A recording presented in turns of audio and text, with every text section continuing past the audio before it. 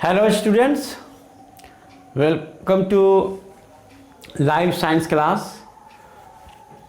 हम लोग evolution chapter ही को पढ़ रहे हैं। तो इवोल्यूशन चैप्टर में हम आज एविडेंस के तौर पर पेश करेंगे वेस्टिजियल ऑर्गन्स को। माने वेस्टिजियल ऑर्गन्स को हम पेश करेंगे एक शहादत के तौर पर, जो कि साबित करती है कि इवोल्यूशन जो है हुआ है।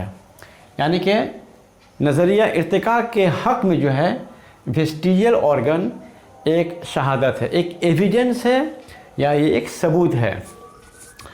सबसे पहले हम लोग जानते हैं कि वेस्टिजियल ऑर्गन्स होता क्या है। वेस्टिजियल ऑर्गन्स माने जानदारों में कुछ ऑर्गन्स ऐसे होते हैं जो अनडेवलप्ड होते हैं और वो फंक्शनलेस होते हैं। माने जानदारों में कुछ माने एज़ा ऐसे पाए जाते हैं जो खूब ज़्यादा तरक्की याफ्ता नहीं होता है और वो बेकार, जिस्म में तो मौजूद होते हैं लेकिन उसका कोई फंक्शन नहीं रहता है और बेकार रहता है, तो उसे हम कहते हैं वेस्टिजियल ऑर्गन्स। लेकिन इनके जो एंसेस्टर्स थे, यानी जद अमजद जो थे, उसमें यही वेस्टिजियल ऑर्गन जो था वो तरक्की याफ्ता था और फंक्शनल भी था, तो उसको हम कहते हैं वेस्टिजियल ऑर्गन्स। आज हम थोड़ा सा ठीक से इसका डेफिनेशन देख लेते हैं। किताब में क्या दिया हुआ है कि देखिए, इंसान और तरक्की याफ्ता जानवरों के जिस्म में, मतलब शुरू कहाँ से हो रहा है? इंसान से। हम लोग इंसानी को जो है लेकर चलेंगे कि हमारे भी जिस्म में जो है बहुत सारे वेस्टिजियल ऑर्गन्स पाए जाते हैं। तो इंसान और तरक्की याफ्ता जानवरों के जिस्म में बहुत से ऐसे एज़ा हैं जो तखफीफ शुदा हालत में पाए जाते हैं। तखफीफ शुदा में रिड्यूस्ड, माने स्मॉल, माने छोटा, शॉर्ट फॉर्म में, अनडेवलप्ड, ठीक है, जो तखफीफ शुदा हालत में पाए जाते हैं या उन एज़ा के जुज़ पाए जाते हैं। ये एज़ा बेअमल और जिस्म के लिए बेकार होते हैं। यानी जिस्म के जानदारों के जिस्म के अंदर तो ये ऑर्गन्स पाए जाते हैं लेकिन ये बेअमल होते हैं। बेअमल का मतलब हुआ कि इसका कोई अमल ही नहीं था। ये माने अनफंक्शनल होते हैं, इसका कोई फंक्शन नहीं होता, फंक्शनलेस, और जिस्म के लिए बेकार रहते पड़े रहते, यूजलेस, कोई इसका इस्तेमाल ही नहीं होता है। यानी जिस्म में इनका कोई काम नहीं होता है। माने जानदारों के जिस्म में ये ऑर्गन्स पाए जाते हैं लेकिन बेकार है, इसका कोई काम नहीं है, किसी मसरफ़ का नहीं है, बस एक माने बोझ की तरह ये पड़ा हुआ जिस्म के अंदर में। लेकिन ये भी देखा गया है कि यही एज़ा निचले दर्जा के जानवरों में तरक्की याफ्ता और फ़ाआल हालत में पाए जाते हैं। लेकिन जो लोअर ऑर्गेनिजम्स होते हैं, ठीक है, तो उसमें यही ऑर्गन जो है फंक्शनल होते हैं। माने उनका कुछ ना कुछ फंक्शन जरूर होता है, वो किसी काम में आता है, वो किसी इस्तेमाल में, उसका किसी चीज़ में उसका इस्तेमाल होता है, और तरक्की याफ्ता भी होता है, माने खूब हाईली डेवलप भी होता है, छोटा इस शॉर्ट फॉर्म में नहीं होता है। तो ऐसे एज़ा को वेस्टिजियल ऑर्गन कहते हैं। तो वेस्टिजियल ऑर्गन का मेन तारीफ़ क्या हो गया कि वो अज़ू जो सिलसिला इर्तिका के निचले दर्जे के जानदारों में, निचले दर्जा के जानदारों में माने लोअर ऑर्गेनिजम्स में तरक्की याफ्ता और फ़ाआल हालत में होते हैं। माने जो लोअर ऑर्गेनिजम्स हैं उसमें खूब ही एक्टिव होता है, खूब ही फंक्शनल होता है और खूब ही हाईली डेवलप्ड होता है, ठीक है। लेकिन ऊंचे दर्जे के जानदारों में जो हाईली डेवलप्ड ऑर्गेनिजम्स हैं, जैसे इंसान तो बहुत ही हाईली डेवलप्ड ऑर्गेनिज्म है, तो लेकिन ऊंचे दर्जे के जानदारों में ये नाकिस माने ऐबदार, छोटे और बेअमल होते हैं। छोटा स्मॉल साइज़ का होता है, रिड्यूस्ड फॉर्म में होता है और बेअमल होता है, माने इसका कोई काम ही नहीं होता है। ऐसे इसे हम तखफीफ शुदा या वेस्टिजियल ऑर्गन कहते हैं। तो वेस्टिजियल ऑर्गन का मतलब आपको समझ में आ गया कि वेस्टिजियल ऑर्गन्स किसी जानदार में मौजूद ऐसे एज़ा हैं जो कि उस जानदार में तो, उसके जिस्म में तो पाए तो जाते हैं लेकिन वो माने फंक्शनलेस होते हैं, उसका कोई काम नहीं होता है और वो जो है गैर तरक्की याफ्ता होते हैं। ठीक है, तखफीफ शुदा हालत में होते हैं, स्मॉल साइज़ के होते हैं, शॉर्ट साइज़ के होते हैं। लेकिन इसके जद्द अमजद में जो निचले तबका के जो जानदार हैं उसमें यही ऑर्गन्स जो हैं खूबी तरक्की याफ्ता होते हैं और खूबी फंक्शनल होते हैं। तो इस तरह के हम ऑर्गन्स को बोलते हैं वेस्टिजियल ऑर्गन्स कहते हैं। अब सवाल पैदा होता है कि लोअर ऑर्गेनिज्म में, ठीक है, निचले तबके के जो जानदार है उसमें तो ये फंक्शनल है, लेकिन ऊंचे तबके के जानदारों में ये फंक्शनलेस है। तो इसका क्या मतलब हुआ, या इस वेस्टिजियल ऑर्गन से कैसे साबित होता है कि इवोल्यूशन हुआ है? तो इसका एक्सप्लेनेशन या तशरीह यही दिया जाता है कि एक ज़माने में जिन जानवरों में या जिन जानदारों में ये वेस्टिजियल ऑर्गन खूबी हाईली डेवलप था और फंक्शनल था, ठीक है, हुआ ये होगा, ये गुमान गालिब में हुआ होगा कि माहौल में कोई ज़बरदस्त किस्म की तब्दीली आ गई होगी, ठीक है, जिसके बाद ये ऑर्गन, ये एज़ा जानदारों में फिर ये इस्तेमाल के लायक रहा नहीं या फिर इसकी ज़रूरत नहीं पड़ी। माने माहौल में एक ऐसा कोई ज़बरदस्त तब्दीली हुआ होगा जिसके बाद जो है जिन जानदारों में ये वेस्टिजियल ऑर्गन पाया गया इसका फिर वो इस्तेमाल रहा नहीं, माने इसका ये काबिल इस्तेमाल रहा नहीं। पाया तो गया लेकिन फिर इसके इस्तेमाल की ज़रूरत नहीं पड़ी। अब चूँकि इस्तेमाल की ज़रूरत नहीं फिर पड़ी, अब ये यूजलेस हो गया, अब इसका इस्तेमाल जो नहीं हो रहा, इसलिए क्या हुआ कि जनरेशन्स आफ्टर जनरेशन, माने नस्लन बाद नस्लन, एक नस्ल बाद कई नस्लों के बाद यही सिलसिला चलता रहा। माने एक नस्ल में ये ऑर्गन जो है उसका इस्तेमाल नहीं हुआ, फिर दूसरा नस्ल में भी इसका इस्तेमाल नहीं हुआ, फिर तीसरा नस्ल में भी इसका इस्तेमाल नहीं हुआ। तो ये नस्लन जो है ये क्या हुआ कि इसका इस्तेमाल रुक गया, इसका फंक्शन ठहर गया, ठीक है। तो क्या हुआ कि फिर चूँकि कहा जाता है कि अगर किसी चीज़ का हम इस्तेमाल नहीं करते हैं तो वो चीज़ जो है फिर वो फंक्शनलेस हो जाती है एकदम, फिर वो काम नहीं कर पाता है और उसका इस्तेमाल नहीं करने की वजह से क्या होता है फिर वो ऑर्गन जो है आहिस्ता आहिस्ता जो है कई पीढ़ियों के बाद, कई नस्लों के बाद जो है उसका साइज आहिस्ता आहिस्ता छोटे होता चला जाता है। तो इससे ये साबित होता है कि एंसेस्टर्स में ये जो वेस्टिजियल ऑर्गन जो पाए जाते थे उस वक्त फंक्शनल रहा है और हाईली डेवलप्ड रहा है। अब बाद के नस्लों में जो है ये फंक्शनलेस हो गया, यूजलेस हो गया। तो इससे साबित होता है कि इवोल्यूशन हुआ है, माने इर्तिका जो है हुआ है। तो ये था माने वेस्टिजियल ऑर्गन के बारे में। अब हम लोग देखते हैं कि इंसान में भी जो है वेस्टिजियल ऑर्गन्स हैं कि नहीं, पाए जाते कि नहीं। हाँ, तो हम इंसानों में जो है बहुत सारे वेस्टिजियल ऑर्गन्स पाए जाते हैं जिसका इस्तेमाल हमारे जिस्म में नहीं होता। हमारे जिस्म में ये वेस्टिजियल ऑर्गन्स पाए जाते हैं, हमारे जिस्म में मौजूद हैं, लेकिन बेकार, बेअमल, फंक्शनलेस जो है, यूजलेस पड़ा हुआ है। अब उसमें से हम देखते हैं कि कौन कौन से वेस्टिजियल ऑर्गन्स हैं।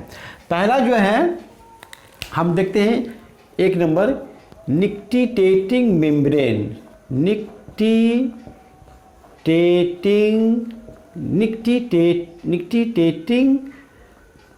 मेम्ब्रेन, ठीक है। निक्टिटेटिंग मेम्ब्रेन को हम लोग थर्ड आई लिड भी कहते हैं। थर्ड आई लीड, हम लोग का 2 आई लिड तो है, एक ऊपर एक नीचे, और निक्टिटेटिंग मेम्ब्रेन को थर्ड आई लिड कहा जाता है। तो हम इंसानों में जो है ठीक आँख के कोना के पास जो है ये निक्टिटेटिंग मेम्ब्रेन पाया जाता है, बहुत ही रिड्यूस्ड फॉर्म में, लेकिन इसका कोई फंक्शन नहीं है।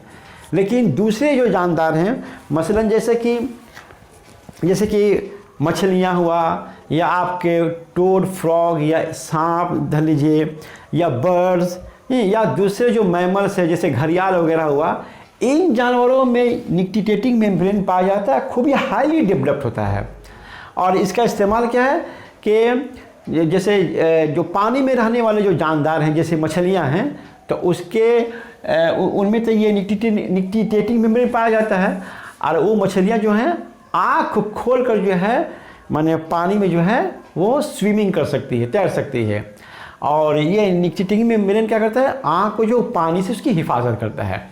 तो देखिए, तो निक्टिटेटिंग मेम्ब्रेन जो है हम इंसानों में है, आँख में है, पाया जाता है, लेकिन रिड्यूस्ड फॉर्म में ये फंक्शनलेस है। लेकिन जो दूसरे जानवर हैं जैसे मछलियाँ, आपका जाके माने फ्रॉग, मेंढक, चिड़िया या दूसरे जो मैमल से दूध पिलाने वाले जानवर जो हैं, इसमें ये पाया जाता है और उसमें ये फंक्शनल है। तो ये हुआ एक जो है आपका एग्जाम्पल निक्टिटेटिंग मेम्ब्रेन का। उसी तरह से एक है विस्डम टीथ। विस्डम टीथ, ठीक है,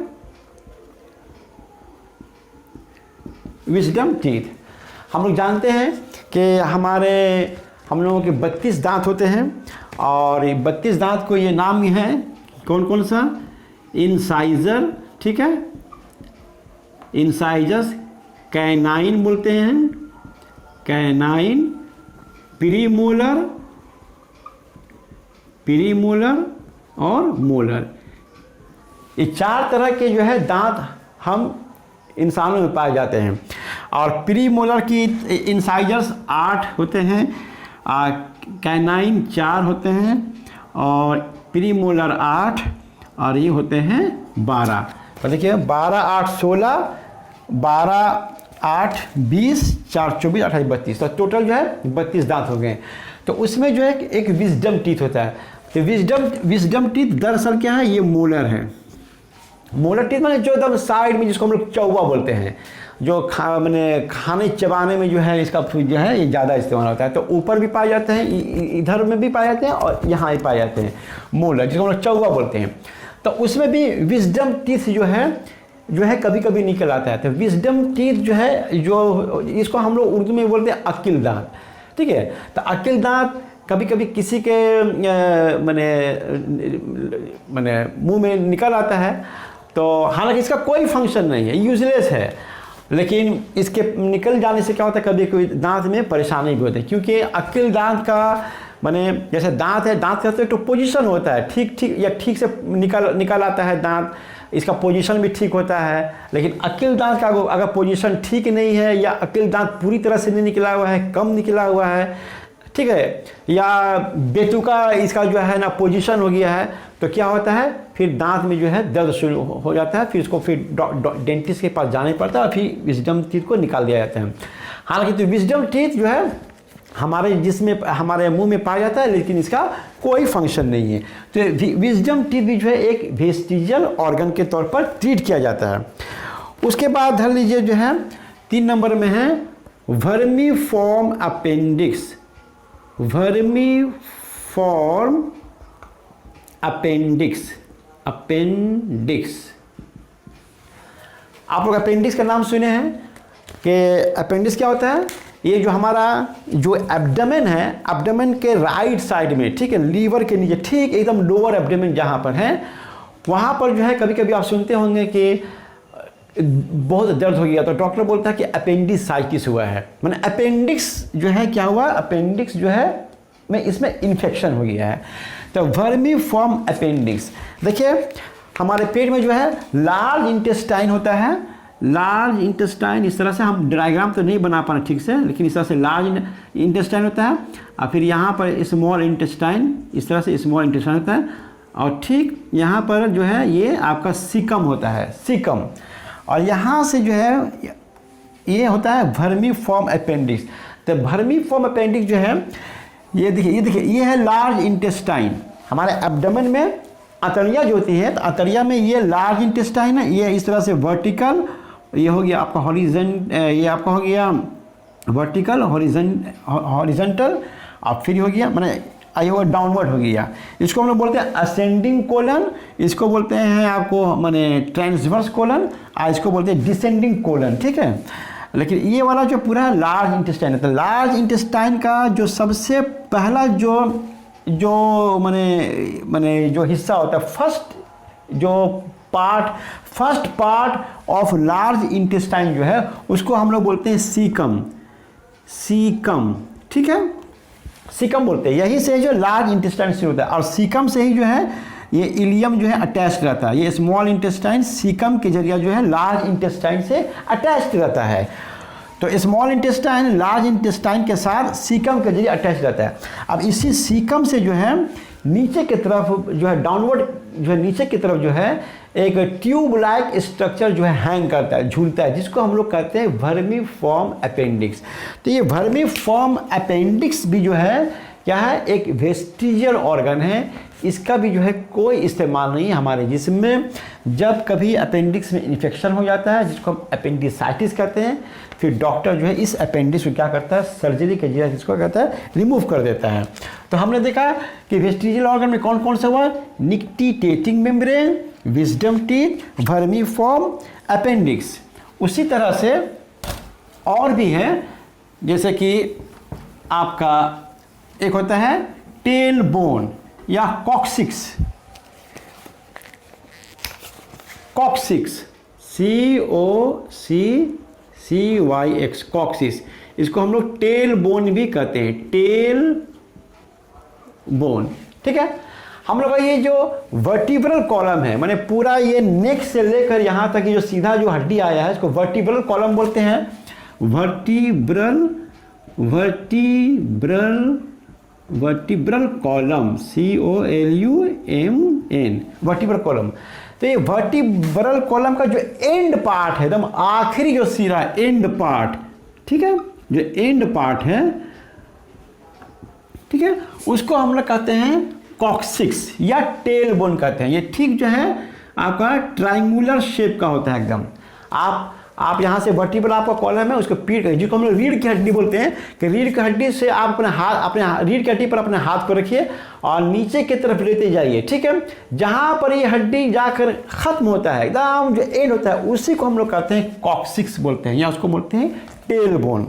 ठीक है, तो ये जो टेल बोन है ये भी जो है एक तरह का जो है आपका ये वेस्टिजियल ऑर्गन है, इसका भी जो है कोई इस्तेमाल नहीं है।